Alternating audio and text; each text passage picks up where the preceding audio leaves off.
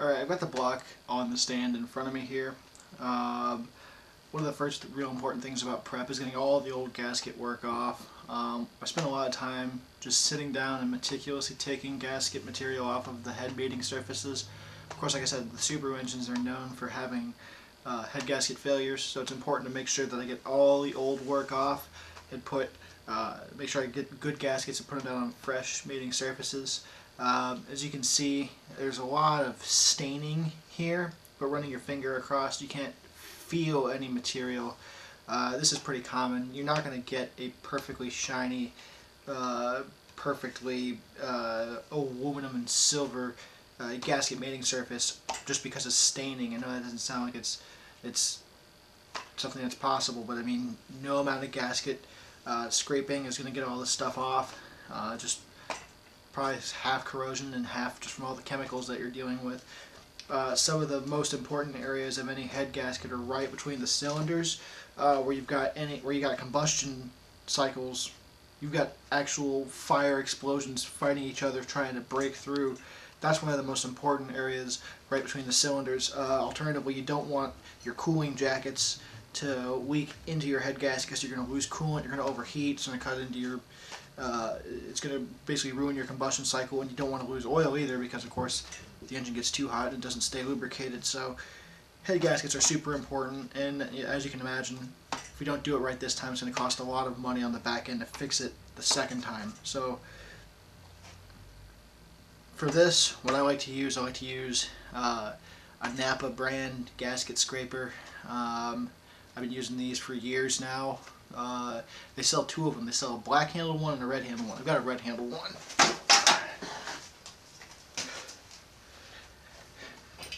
It's this guy right here. I know this looks like, it almost looks like a pry bar of sorts with a nice beveled edge on it. These tools, in my opinion, are great for getting gaskets off of surfaces. Part number for it's right there, 77-0485. With something like this, with any kind of gasket scraper, you want to be really careful. You're not trying to take metal up with you, you're just trying to take old gasket off. Now, what can be misleading with these is the fact that these do use a multi-layered steel gasket. Just in scraping the old gasket up, I thought I was actually scraping up aluminum block, but I was actually scraping up old steel particulate that was left over. It can be really hard to tell, so I would take a magnet around where I was working to make sure I was picking up actual steel particles, because steel is magnetic, whereas aluminum is not. You just kind of want to go across and just real lightly graze the surface. You're not trying to dig in, you're just trying to get a slight scraping. Now, some people will tell you that a razor blade is safe for this as well. I just don't trust my hand with a razor blade. I've been using these, like I said, for years, and it's worked out really well for me. But you just want to kind of, like I said, go across the surface and just try to pick up what you can and get it off of the surface. I did take this engine into work, and I basically asked one of the other managers, who's a former mechanic, if he thought where I was at with this was ready for head gaskets. He said, yeah, it's pretty much ready to go. This is what a Subaru dealer would probably accept as tolerable and put head gaskets on it and go. But being that I'm going to be racing this engine, I don't want to have it break down in the middle of a race. I want to take every precaution I can and just get this as clean as possible before I put head gaskets on.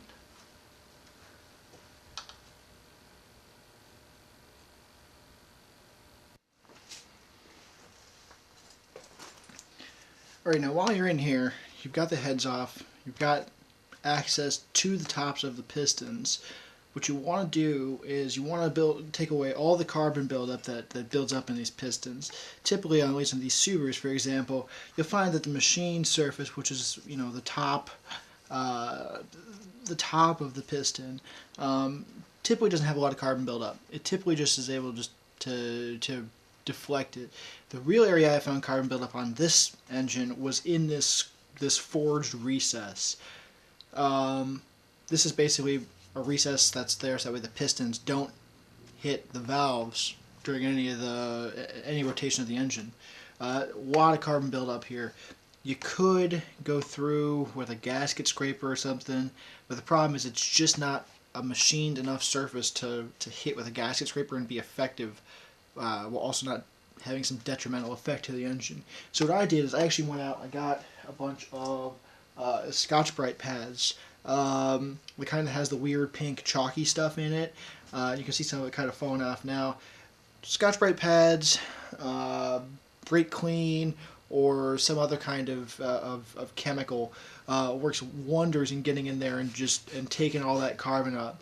I've got to just put all of it off that I can. I could probably just take a little bit more time and just get more stuff out of there. But again, this is a situation where we've definitely done more than enough to build this engine. So any extra work I do in here is just going to be, extracurricular.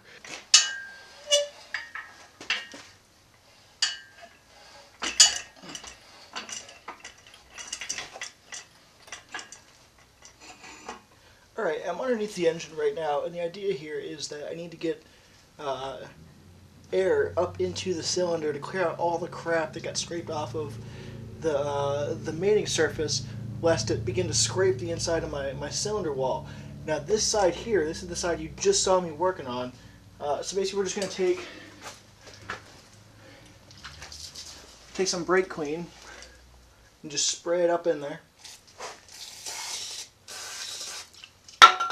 We're just going to hit it with air compressor.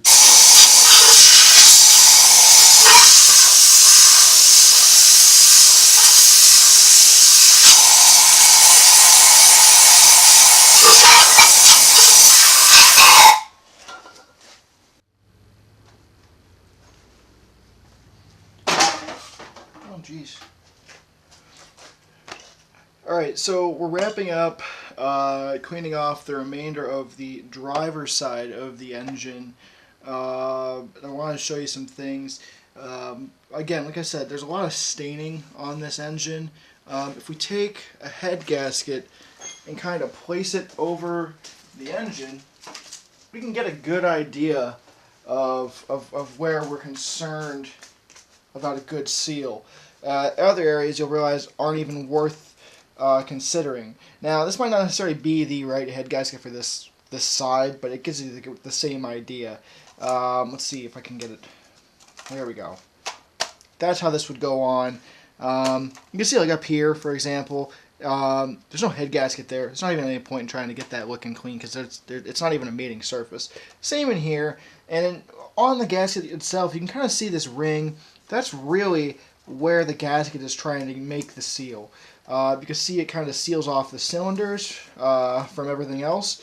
It has the cooling jacket around here, which seals, keeps it independent from both the cylinders and the oil wells. And of course, the oil wells are up here.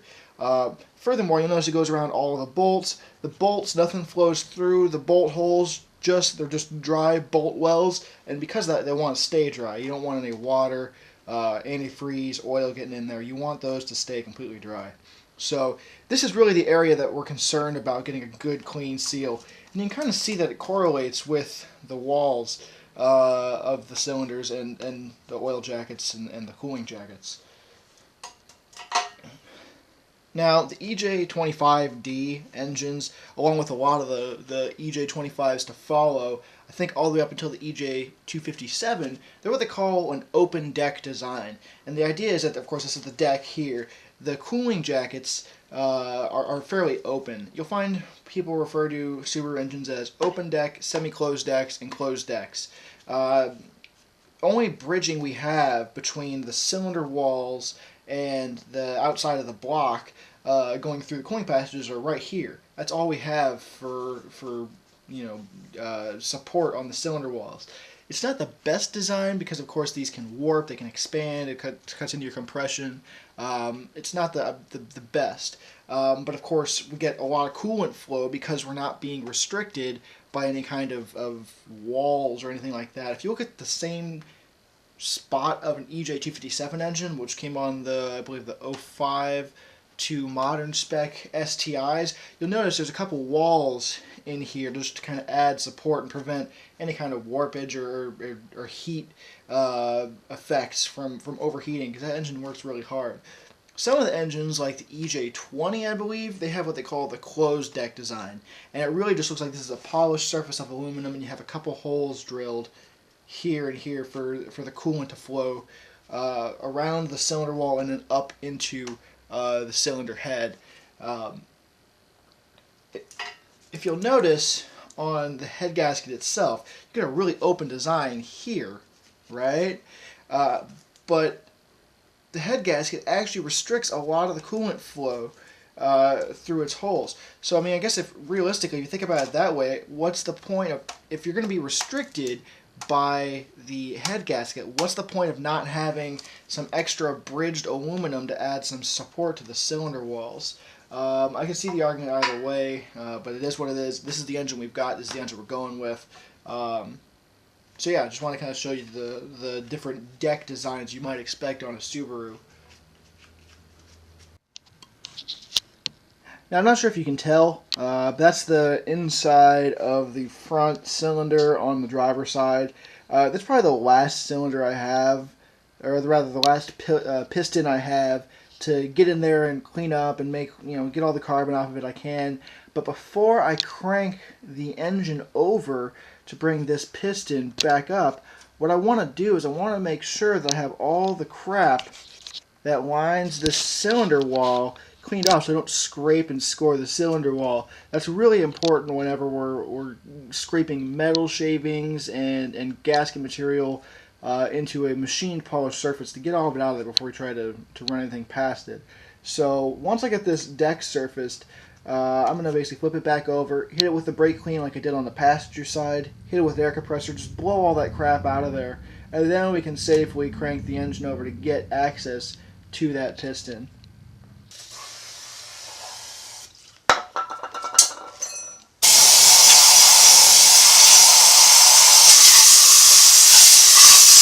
This is the last piston I'm going to be concerned with. It's just got a lot of carbon buildup left on it that I couldn't get off, or I hadn't gotten off just because I hadn't gotten around to it. I have used rubbing alcohol for this before, and it does all right, but it doesn't get broken up quite like brake cleaner breaks it up. Again, I just use a Scotch-Brite pad, which is really just a glorified steel wool pad that has some kind of detergent in it. But I found this combination really gets all the stuff off. You could kind of hit this with, like I said, a gasket scraper or a wire wheel, but you're really risking ruining some stuff with it. They're just too abrasive. This combination seems to work out really well for me. And I mean, especially in caked areas, you let that stuff sit, it comes like right off. You can see it just turning into like a slimy mess of carbon buildup.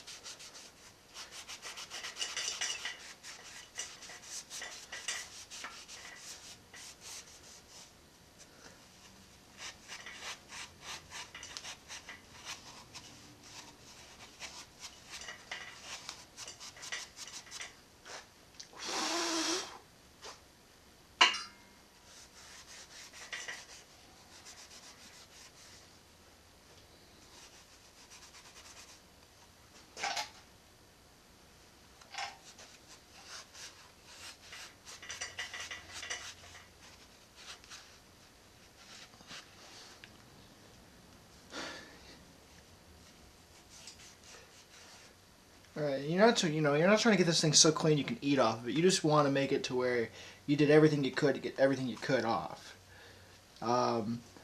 This potential is wasted energy. If you had the potential to do it and you didn't, well, just wasted your time.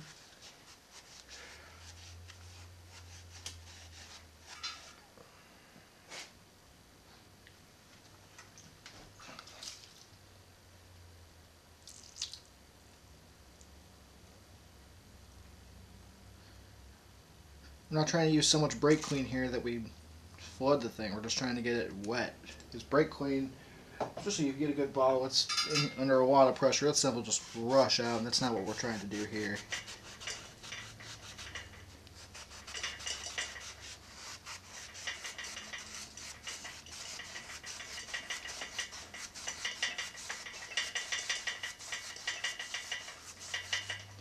Alright, now real quick, if you notice, I've got this thing at top dead center. This is as high as this piston will get. When these pistons get this high, they actually raise above the deck about, I'd say maybe 10 to 15 thousandths of an inch, maybe even more. This is totally normal. That's how these engines are designed, but that's one of the key reasons why we couldn't just take the block to a machine shop and have them mill down the deck even further. It would have had to require us to mill down the pistons even further, and then we start getting into an area of bizarre mathematics that all the theory we've got going into our engine gets thrown out the window because it's a completely different block, completely different pistons at that point. We don't know what we'll be doing. I'm sure somebody out there can figure out, tell me whether it would have been beneficial or detrimental, but we're not worrying about that. I think we've got a good block here and a good amount of cleanliness, a good mating surface. So, and now if you notice, check this out.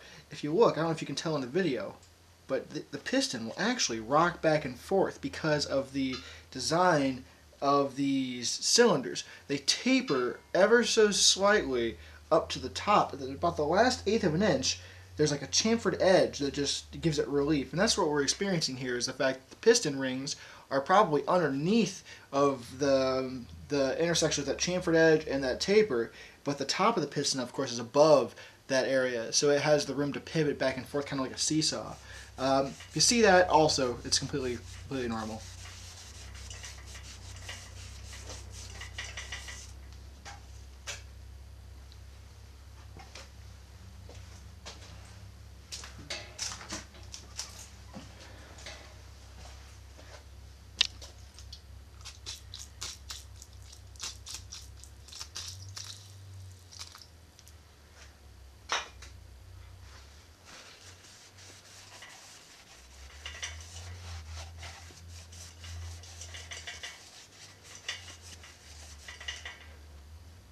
It's not the prettiest piston you've ever seen, but it's a lot better than it was before. And we can at least say we got a lot of the carbon buildup off of it that it had when it started. I've got a couple of pictures of what this thing looked like before I even hit it with anything, and it was pretty much all black. You couldn't even tell there was a texture underneath it here to be had. So this, again, we spent some time, we got this pretty clean. If we were, a perfectionist, we could probably go at it just a little bit more. All I can think of to do is maybe take the very edge of our gasket scraping tool and just ever so slightly in the recesses for these valves try to get a little bit more of this stuff up. But I mean, we're really splitting hairs at this point. But I'm no experienced engine builder. Somebody out there probably has a different opinion than me. In case you're not aware of how these engines go together, part of me thought to myself, why don't we just replace the pistons, okay? And if you've built traditional V-style or inline-style engines, that would mean you'd have to take the whole thing apart, you'd have to take out the crank, or at least unbolt the pistons from the crank, and that's not ideal. And the reason for that is in a traditional V-type or an inline engine type, you actually assemble the piston with the connecting rod outside of the engine, lower it into the crankcase, and then come in on the bottom end of the crankshaft and bolt the bearing cap on. So that's the only way to do it on those engines. You can't even necessarily do that on this engine because of the boxer design. Because of the boxer design, the bolts are pointing straight up. There's no way to get a ratchet in underneath the engine and actually bolt it together. So the way it's done is you actually assemble the crankshaft with the connecting rods first, outside of the engine. Because of the boxer engine design, if you look, this is actually a two-piece design. There's block halves. This is the top block half, this is the driver's side block half and the passenger side block half. The block halves sandwich the crankshaft in the middle with the connecting rods already in the cylinders. And then you're thinking to yourself, okay, well, you drop the pistons in the cylinders, but how do you get the wrist pins through? There's actually access ports. I believe there's 4 access ports on this engine through which you actually knock the wrist pin in and then put a little E-clip in to hold it in place.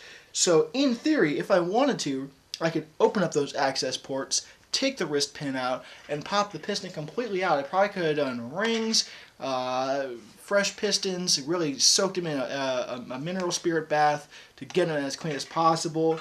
But it's one of those things, you know, am I opening a can of worms with that? I didn't want to risk it. The pistons are really fine as far as I'm concerned.